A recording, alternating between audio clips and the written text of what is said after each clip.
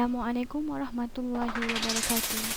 Sebentar tadi telah pun kita saksikan berita mengenai masalah perempuan remaja pada masa kini. Saya, Nurul Adihah binti Maruji, angka giliran 3910. Nombor kad pengenalan 940622015494, kelas pendidikan Islam 5, program PDPP, ambilan Jun 2021, dan pensyarah saya ialah Yang Berbahagia Ustaz Dr. Suhaimi bin Muhammad. Kali ini saya akan mengupas isu berkenaan pendidikan seks dalam pendidikan Islam.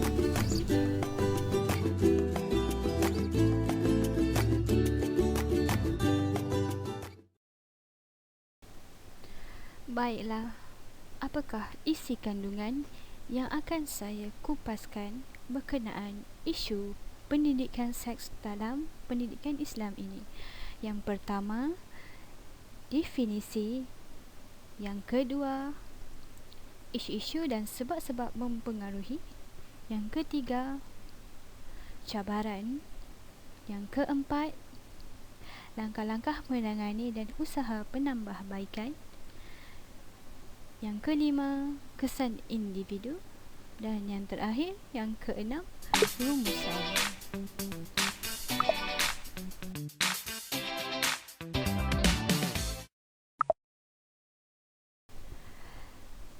Kita mula dengan isi kandungan yang pertama, iaitu definisi. Di bahagian definisi akan kita terangkan berkenaan apakah itu pendidikan seks. Kemudiannya, apakah makna pendidikan seks menurut Islam? Apakah itu pendidikan seks? Menurut Kamus Dewan edisi keempat, seks bermaksud jenis kelamin, jantina, hal-hal mengenai perhubungan antara lelaki dan wanita atau keinginan syahwat. Manakala pendidikan pula bermaksud perihal atau perbuatan mendidik. Menurut Dr. Hardina 2018 berkata, pendidikan seks adalah pendidikan seksualiti dalam erti kata sebenarnya adalah satu bidang pendidikan yang menggabungkan sekurang-kurangnya 5 dimensi, iaitu pertama, biologikal, kedua, intelektual, ketiga, emosional, keempat, sosial, dan yang kelima, spiritual.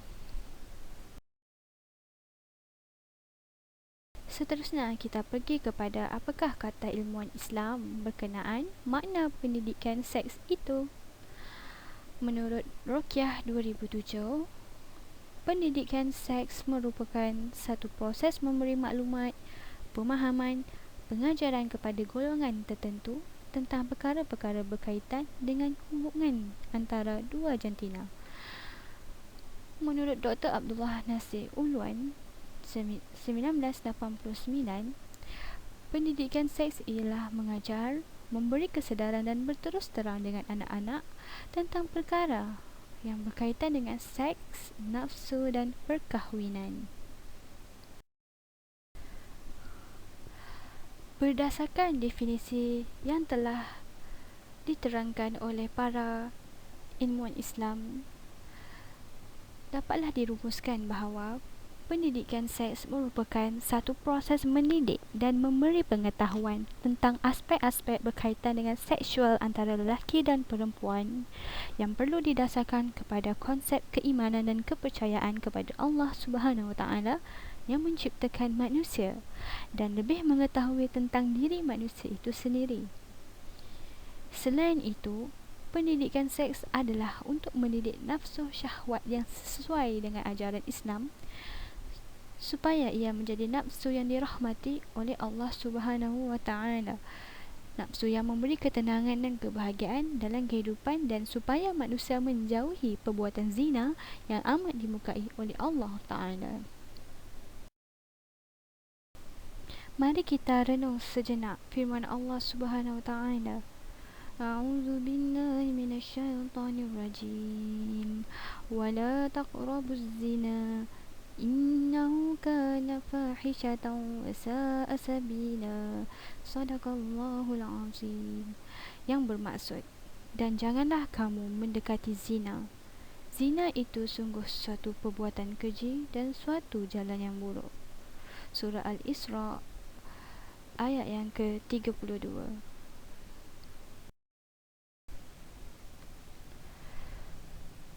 Pendidikan seks kepada anak-anak melalui 3 tahap. Menurut pandangan Dr. Nasir Ulwan berkata, perbezaan tahap umur amat berkaitan dengan tahap penerimaan anak-anak terhadap pengajaran yang disampaikan.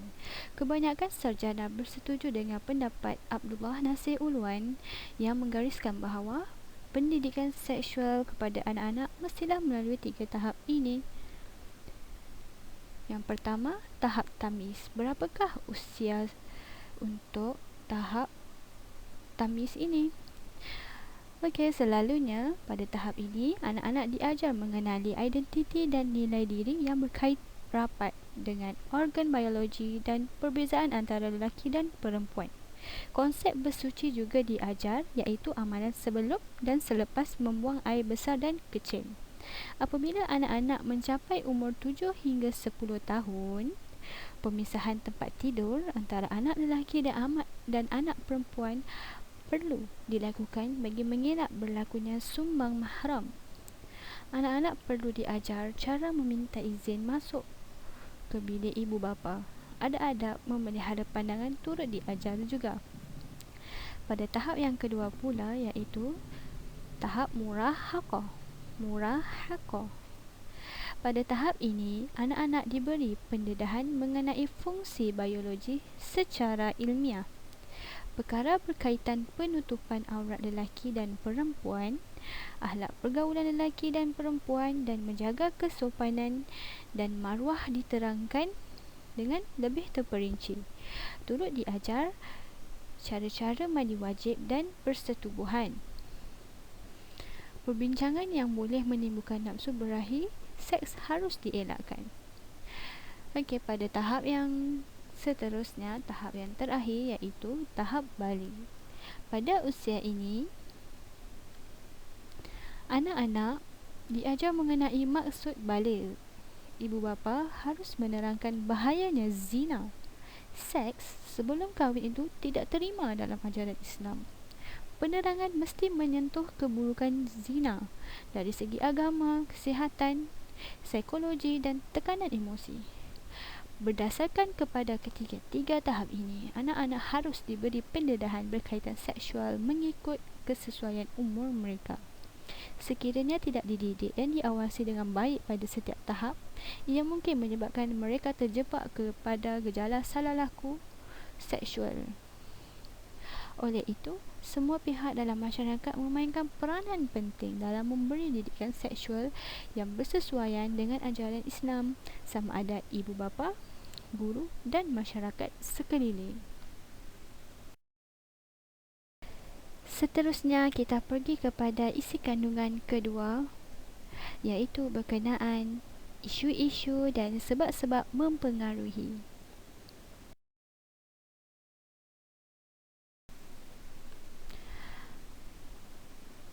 Masyarakat Malaysia hari ini cukup terganggu secara fizikal, mental, emosi dan spiritual dengan pelbagai gejala sosial remaja yang berlaku hampir setiap hari. Kehidupan remaja yang penuh dengan pelbagai permasalahan sosial sangat merunsingkan ibu bapa dan juga pemimpin negara. Mereka seolah-olah suka membuat sesuatu yang negatif yang mendatangkan kemudaratan bukan saja kepada diri sendiri tetapi juga kepada orang lain. Hal ini tidak seharusnya dipandang remeh kerana remaja merupakan satu-satunya tonggak negara dalam menerajui kepimpinan negara sesuai dengan ungkapan pemuda harapan bangsa, pemudi tiang negara.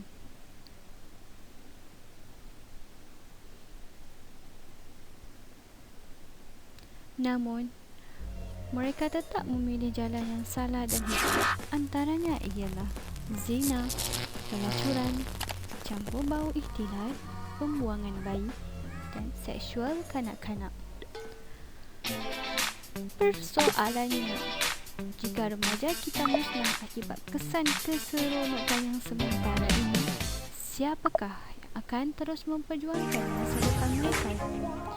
Justru itu, senario ini mencetuskan kebimbangan kepada semua pihak seperti ibu bapa, guru, masyarakat, dalam kesejahteraan manusia.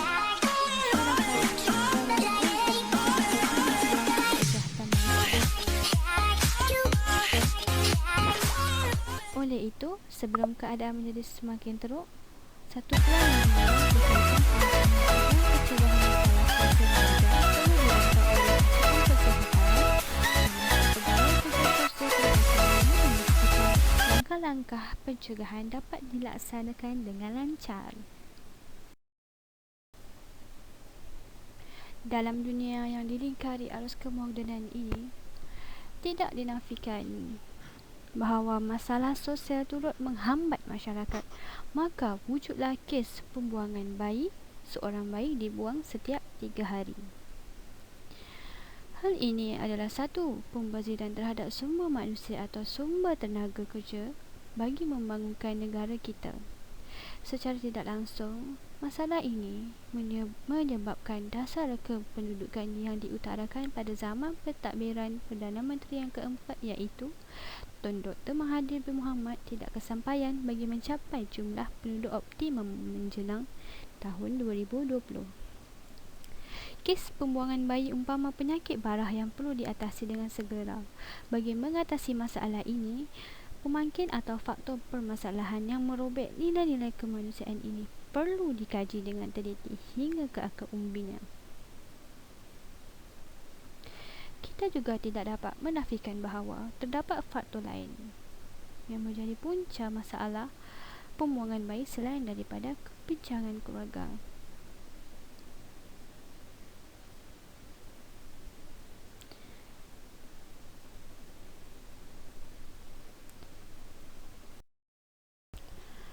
Mari kita sama-sama renung sejenak data berkenaan pembuangan bayi yang telah dilaporkan oleh pihak polis dari tahun 2015 sehingga ke tahun 2018 sebanyak 577 kes.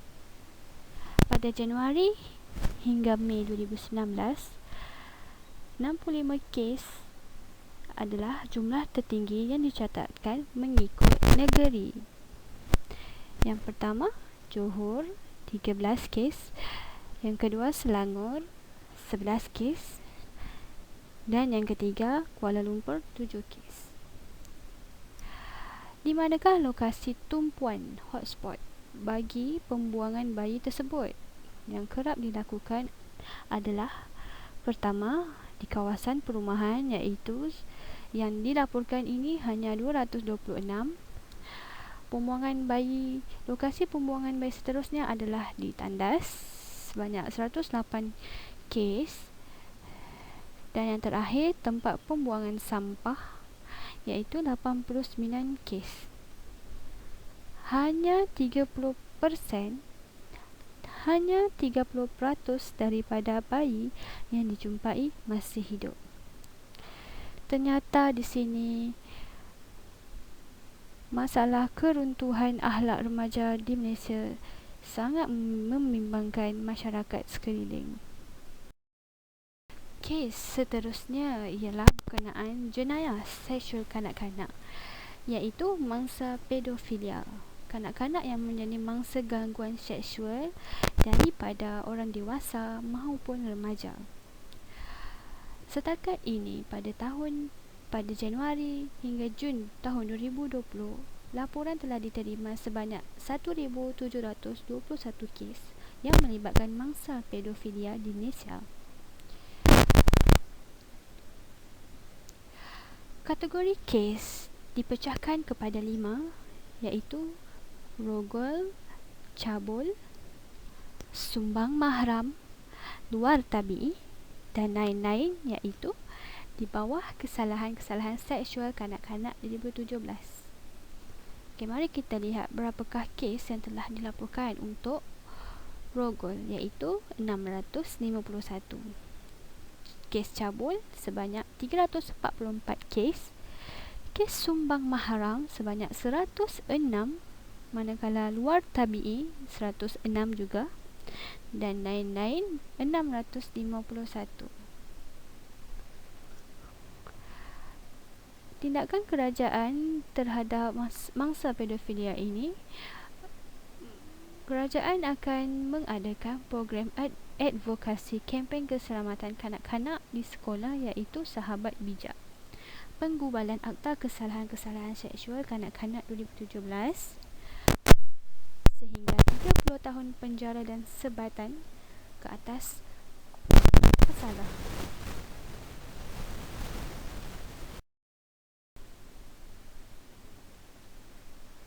Apakah sebab-sebab berlakunya keruntuhan akhlak remaja? Antara sebab-sebabnya ialah: yang pertama, mengabaikan ajaran agama. Sebab kedua, kurang pendedahan pendidikan seksual. Sebab ketiga, pengaruh rakan sebaya. Sebab keempat, kurang kasih sayang. Sebab yang kelima, ingin mencuba sesuatu yang baru. Dan sebab yang keenam, pengaruh media sosial. Pengaruh rakan sebaya. Menurut kajian, ketika usia remaja seseorang itu lebih rapat dengan rakan sebaya berbanding dengan keluarga. Oleh itu, rakan sebaya sangat mudah mempengaruhi seseorang remaja itu sama ada ke jalan yang benar atau ke jalan yang songsang. Para remaja ini akan saling cabar-mencabar dengan rakan sebaya untuk melakukan sesuatu walaupun mereka tahu perkara itu salah.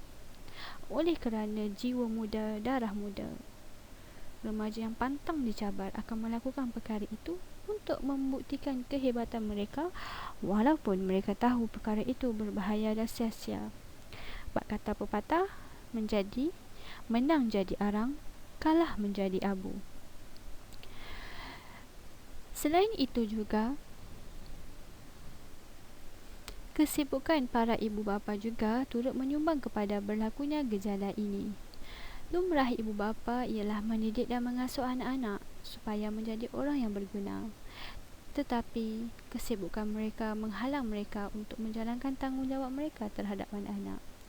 Oleh itu, anak-anak akan terumbang-ambing dalam dunia mereka dan seterusnya akan sesat dan memilih jalan yang songsang. Kesibukan ibu bapa juga menghalang mereka untuk mengambil tahu aktiviti anak-anak dan seterusnya membiarkan anak-anak bebas melakukan apa sahaja tanpa pengetahuan, termasuklah melakukan aktiviti yang salah. Ibu bapa ini hanya akan sedar ketika anak mereka sudah menjadi semakin parah. Bak kata pepatah, sudah terhantuk baru tergadah.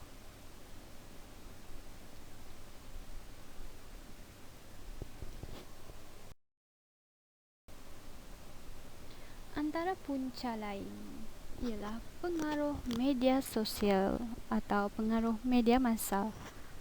Pada zaman yang serba moden ini, media sosial merupakan satu keperluan dalam kehidupan seharian. Media sosial ini banyak memberikan kebaikan tetapi juga boleh mempengaruhi seseorang, terutamanya golongan remaja, ke arah yang negatif secara diam. Cerita-cerita yang berunsurkan keganasan, malah seks, banyak ditayangkan oleh media massa. Cerita-cerita sebegini dapat mempengaruhi dan merangsang remaja untuk meniru aksi-aksi negatif itu, dan hasilnya keruntuhan akhlak remaja semakin menjadi-jadi. Nah, mari kita lihat statistik pengguna internet aktif di media sosial. Seramai 93% pengguna internet aktif. Kajian penggunaan internet 2020 menunjukkan 88.7% rakyat Malaysia merupakan pengguna internet. Daripada jumlah itu dapat dipecahkan kepada 4 kategori. 28.6% menghabiskan 5 hingga 8 jam sehari melayari internet.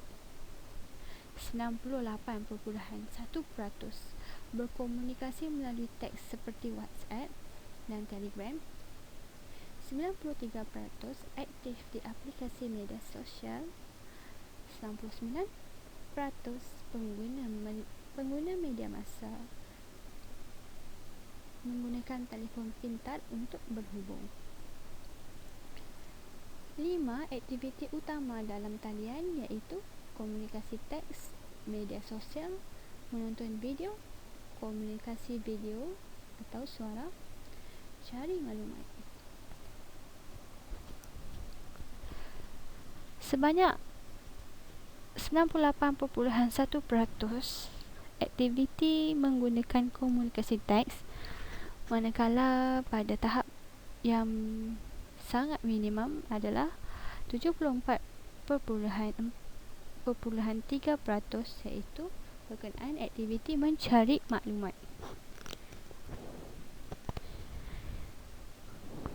Tiga peranti yang paling kerap digunakan oleh rakyat Malaysia, yang pertama iaitu pada ranking yang pertama iaitu guna telefon pintar, guna laptop, guna komputer. 3 kandungan utama kerap dikongsi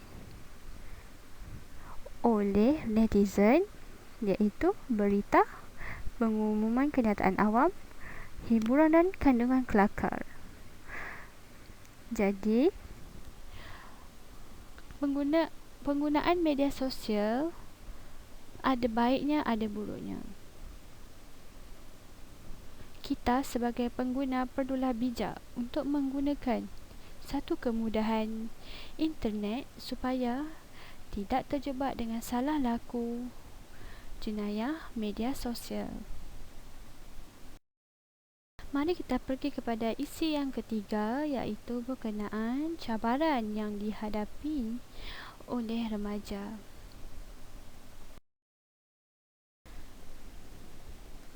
Apakah cabaran dalam penyampaian pendidikan seks untuk remaja kita? Cabaran yang pertama ialah kelemahan pelaksanaan kurikulum sedia ada. Di Malaysia, walaupun pendidikan seks telah dilaksanakan secara merentas kurikulum perdana sejak 1989, menurut Azizah dan Chan membuktikan bahawa penyampaian pendidikan seksualiti sekarang tidak membawa apa-apa kesan dalam memerangi gejala seksual remaja Malaysia hari ini. Kegagalan membekalkan pendidikan seksualiti kepada murid-murid sekolah, khususnya murid bermasalah,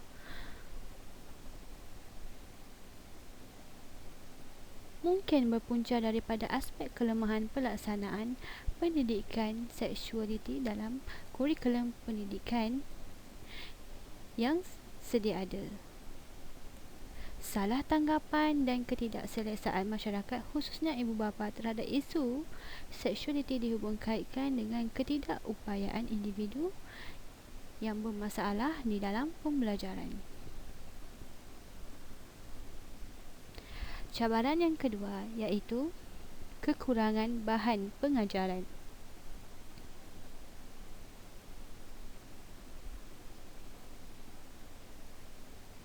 Dalam satu kenyataan yang dikeluarkan oleh Setiausaha Agung Kesatuan Perkhidmatan Perguruan Kebangsaan NUTP, Loh Yim Peng, dalam satu sidang akhbar MStar Online 2010 2 Mac, guru-guru hari ini belum bersedia untuk melaksanakan pendidikan seksualiti kerana kekurangan latihan profesional dalam bidang ini.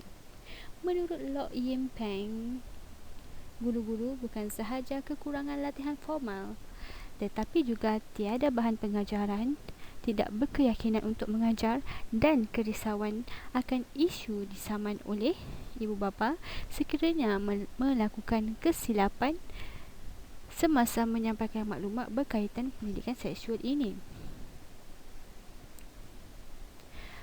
Walau bagaimanapun, kekurangan bahan pengajaran pendidikan seksual menjadikan hasrat untuk menyampaikan pendidikan seksualiti kepada murid adalah sebagai satu cabaran yang besar. Cabaran yang ketiga, mangsa jenayah seksual.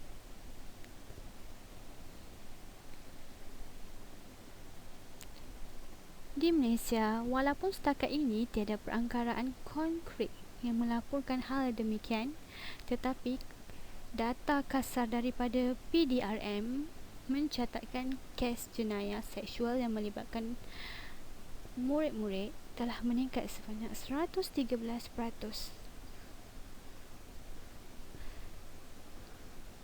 Kebanyakan mangsa yang terlibat ialah remaja yang berusia di bawah 18 tahun.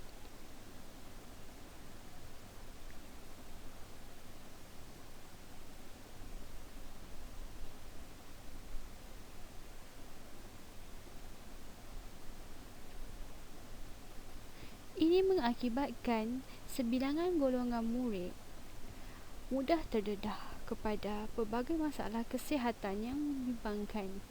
Hal ini menunjukkan penyediaan pendidikan seksualiti merupakan satu-satunya alternatif yang perlu diberikan kepada semua golongan. Cabaran penyampaian pendidikan seks yang keempat ialah kurang keprihatinan dalam kalangan ibu bapa.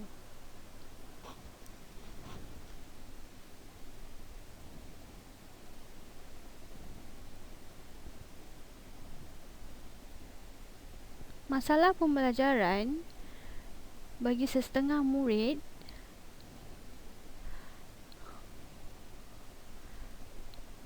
sebenarnya merupakan sebahagian daripada pendidikan seksualiti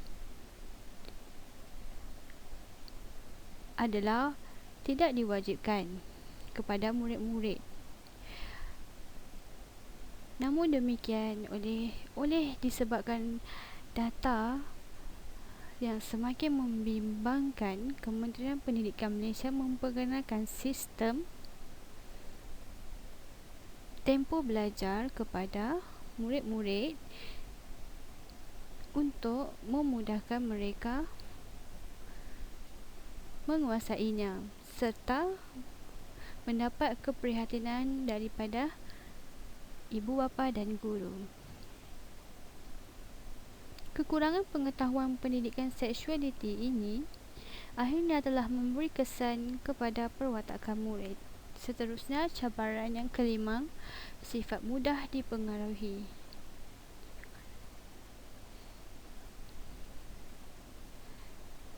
Golongan remaja didapati bersifat terlalu mudah dipengaruhi atau vulnerable dan naif. Ini secara tidak langsung telah mengundang banyak masalah kepada diri mereka juga.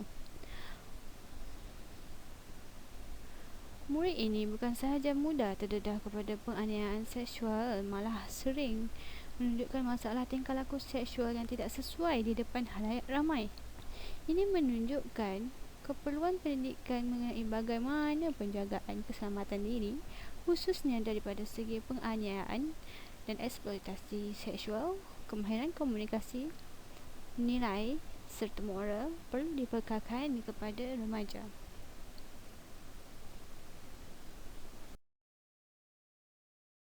Seterusnya, kita sambung kepada isi yang keempat berkenaan langkah-langkah menangani dan usaha penambahbaikan.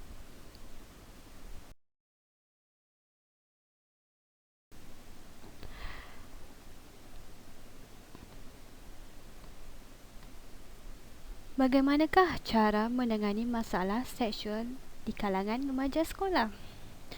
Antara langkah-langkahnya ialah: yang pertama, hubungan berkualiti di antara remaja, keluarga dan guru.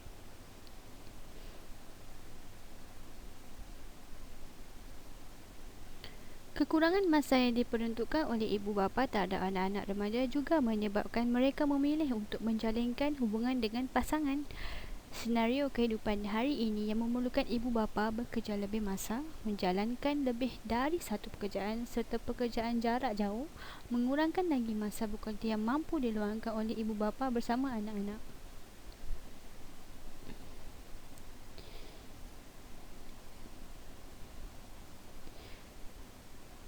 Sebaliknya, keluarga yang mampu memberikan kasih sayang yang mencukupi akan menyebabkan remaja merasai dirinya lengkap bersama dengan keluarga.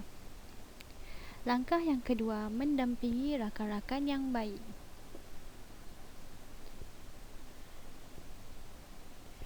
Rakan sebaya yang baik akan mengajak serta mempengaruhi remaja ke arah perkara-perkara yang berfaedah. Namun begitu, rakan sebaya yang juga terlibat dalam masalah sosial sering berjaya mempengaruhi rakan yang lain kerana usia yang hampir sama, menyebabkan remaja merasakan rakan adalah orang yang paling memahami dirinya dan mengetahui jalan penyelesaian terbaik, sedangkan tidak semuanya keadaan begitu. Sebagai anak remaja yang kebanyakannya gemar berkawan secara berkumpulan, remaja juga didapati mudah mengikut ajakan rakan sebaya agar mereka mudah diterima dalam kumpulan. Remaja mahu dikatakan mudah mengikut arus perubahan yang ditunjukkan oleh rakan-rakannya. Oleh yang demikian, walaupun ada kalanya mereka telah mengetahui keburukan itu, namun remaja masih melakukan kerana ingin mendapat kepercayaan daripada rakan-rakan. Langkah yang ketiga ialah elakkan berpasangan. Untuk mengelakkan berpasangan, perlulah menjalinkan hubungan kualiti di antara keluarga dan guru. Jika setiap ahli keluarga ini tidak memainkan peranan masing-masing semasa di rumah, maka individu remaja tersebut akan berasa bosan serta mengambil jalan langkah mudah untuk memilih pasangan sebagai hiburan untuk dirinya yang sedang dilanda kebosanan itu. Jadi, peranan setiap ahli keluarga sangat besar terhadap perkembangan remaja masa kini. Langkah yang keempat ialah penyediaan jadual waktu. Remaja ini perlu menyediakan jadual waktunya sendiri supaya tidaklah terasa masa yang ada ini adalah banyak kebosanan. Dengan mengadakan jadual waktu, remaja masa yang terisi itu adalah dengan perkara-perkara yang bermanfaat dan tidak sama sekali terjebak dengan aktiviti yang tidak berfaedah. Ramai remaja di kalangan pada masa ini melakukan aktiviti yang tidak berfaedah kerana tidak pandai mengurus masa, mengurus diri, serta mereka ingin kebebasan semata-mata.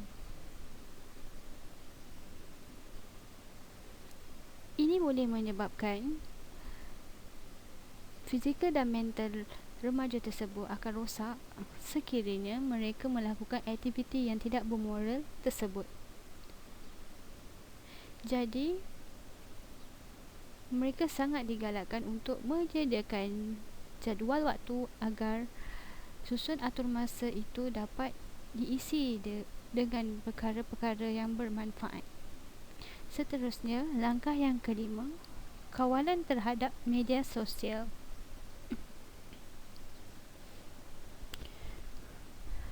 Walaupun pengetahuan kini berada di hujung jari sahaja, namun tidak semuanya sesuai untuk diketahui oleh remaja. Masalah keruntuhan akhlak termasuklah pergaulan bebas adalah berpunca daripada maklumat-maklumat tanpa sepadan yang diperolehi oleh remaja.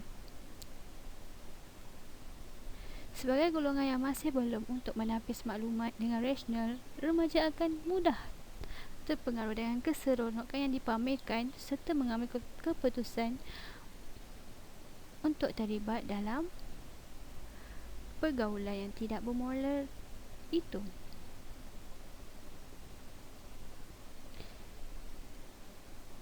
Seperti yang diketahui, dunia tanpa sepadan pada hari ini menyebabkan semua maklumat yang tidak ditapis mampu sampai kepada pengetahuan remaja. Nilai etika, moral, budaya serta ideologi perlu ditapis sendiri oleh remaja, sedangkan pengetahuan mereka adalah terbatas dan kemahuan untuk meneroka perkara-perkara baru adalah sangat tinggi. Sebagai ibu bapa dan guru, peranan sebagai individu yang terdekat dengan remaja perlu diguna sebaik mungkin untuk menerapkan kesedaran kepada remaja untuk menjauhi portal-portal media yang mempengaruhi unsur negatif kepada fikiran dan emosi remaja itu.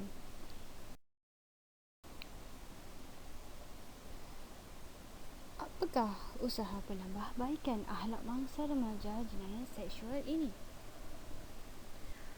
Antara usaha penambahbaikan tersebut, pertama, mendekatkan diri kepada Tuhan. Remaja tersebut mestilah sedar diri akan kesalahan yang telah mereka lakukan.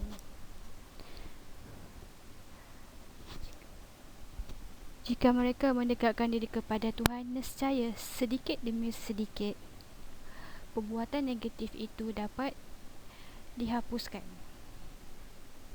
dan dielakkan. Usaha penambahbaikan yang kedua, sentiasa meminta dorongan daripada keluarga. Sebagai mangsa remaja jenayah seksual ini, janganlah segan, janganlah malu, janganlah segan silu untuk meminta dorongan dan nasihat daripada keluarga, khususnya kepada ibu bapa, kerana ibu bapa adalah orang yang paling hampir dengan kita sebenarnya. Tetapi jika kita sebagai remaja yang bermasalah, janganlah kita menganggap diri kita ini terlalu lemah. Jadi, mintalah dorongan daripada keluarga ataupun ibu bapa supaya kes salah laku dapat diendahkan. Yang ketiga, tetapkan target atau bina satu azam untuk mencapai kehidupan yang lebih berkualiti. Tidak semestinya walaupun remaja tersebut telah melakukan kes salah laku negatif atau aktiviti yang tidak bermoral, tidak dapat kembali kepada kehidupan yang hakiki. Mereka perlu menetapkan target atau membina merangka satu azam supaya kehidupan mereka pada masa akan datang menjadi lebih berkualiti. Usaha penambahbaikan yang keempat, mengamalkan cara hidup yang sihat. Bagaimanakah mengamalkan cara hidup yang sihat? Individu remaja itu sendirilah perlu menyedari bahawa apa yang telah mereka buat perkara lalu adalah sebenarnya memang aktiviti yang tidak bermoral dan sangat salah di sisi agama. Jadi mereka perlulah mengamalkan cara hidup yang sihat seperti kembali kepada Tuhan, kembali kepada agama. Bagaimanakah agama mengajar kita supaya menjadi seorang Muslim yang sejati. Hindarilah rakan-rakan yang negatif itu, yang tidak bermoral itu, agar diri sendiri tidak terjebak sekali lagi ke dalam dunia kejahatan itu.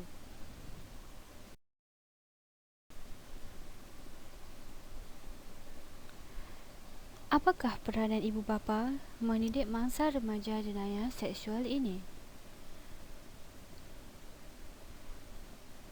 Ibu bapa perlu mendidik anak-anak sejak mereka kecil lagi, ibarat pepatah melentur buluh biarlah dari rebuhnya. Ibu bapa menjadikan diri mereka sendiri sebagai contoh terbaik untuk anak-anak mereka. Mereka perlu memberikan didikan agama yang sempurna bagi mengelakkan anak-anak terjebak dalam gejala negatif, aktiviti yang tidak bermoral itu. Selain itu, ibu bapa perlu menerapkan nilai-nilai dan etika untuk menguruskan masa dengan baik. Mereka juga harus memberi perangsang dan galakan kepada anak-anak untuk berjaya.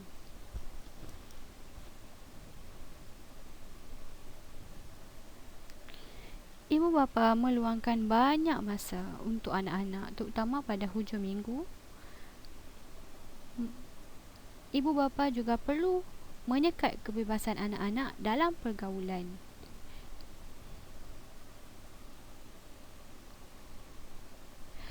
ibu bapa mestilah harus sentiasa berada di sisi anak-anak ketika anak-anak berada dalam kesusahan dan menjadi rakan atau pendengar setia untuk mendengar dan berkongsi segala masalah yang dihadapi oleh anak-anak.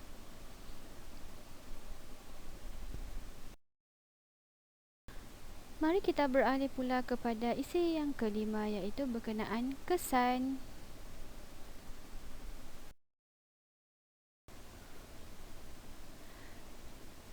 Berikut adalah kesan permasalahan terhadap remaja. Pertama, remaja ini mungkin merasa diri sangat teruk dan hilang keyakinan diri kerana mereka menganggap tiada lagi maruah diri.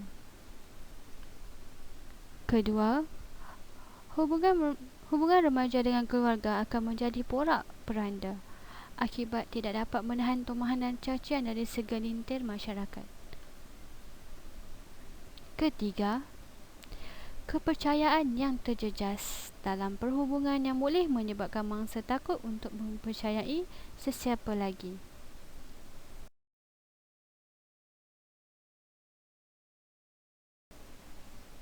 Dan yang terakhir, isi yang keenam pula menerangkan tentang rumusan daripada isu pendidikan seks dalam pendidikan Islam. Mari kita lihat.